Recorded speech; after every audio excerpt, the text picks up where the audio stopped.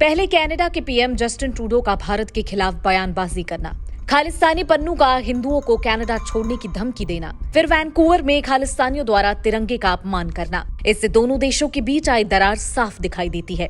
जानते हैं इस वीडियो में खालिस्तान क्या है और भारत के लिए कितना बड़ा खतरा है।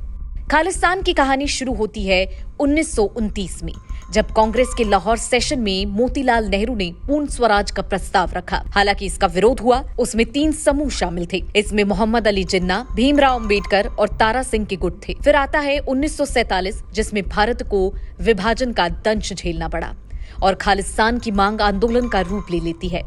इस आंदोलन को पंजाबी सूबा आंदोलन नाम दिया गया। शिरोमणि अकाली दल ने एक अलग सूबे की बात की, जिसे लेकर कई सालों तक देश में प्रदर्शन होते रहे।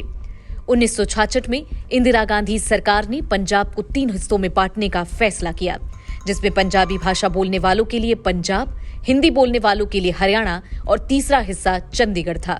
लेकिन इस बड़े फैसले के बाद कई लोग इस बंटवारे से खुश नहीं थे। वैसे तो 1940 में पहली दफा खालिस्तानी शब्द लोगों के सामने आया।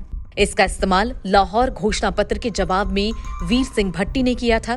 फिर आगे चलकर डॉक्टर जगजीत सिंह चौहान ने 70 के दशक की शुरुआत में पहली बार खालिस्तान की मांग की। इसके लिए उन्होंने ब्रिटेन को बेस बनाया। वे अमेरिका और पाकिस्तान गए। फिर साल 1967 में चंडीगढ़ के कुछ नौजवानों ने खालिस्तान की मांग करते हुए दल खालसा नाम का संगठन बनाया और फिर खालिस्तानी आंदोलन धीरे धीरे इमिग्रेशन में बदल गया। इस दौरान पाकिस्तानी डिप्लोमेटिक मिशन के भी टच में रहे। इसका उद्देश्य सिख युवाओं को तीर्थ यात्रा के बहाने पाकिस्तान बुलाकर उन्हें अलगाववाद के लिए भड़काना था। फिर 1977 में जगजीत वापस भारत आते हैं। 2 साल बाद ब्रिटेन जाकर खालिस्तान नेशनल काउंसिल बनाई।